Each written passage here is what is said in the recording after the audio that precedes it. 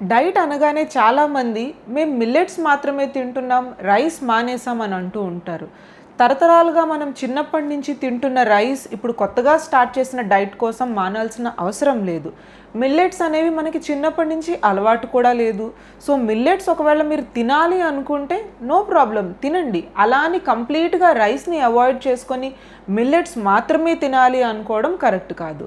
మిల్లెట్స్లో మనకి చాలా రకాల ప్రోటీన్, ఫైబర్, విటమిన్స్, మినరల్స్ అనేవి ఉంటాయి. కానీ మనం చిన్నప్పటి నుంచి రైస్ తింటూ వచ్చాం.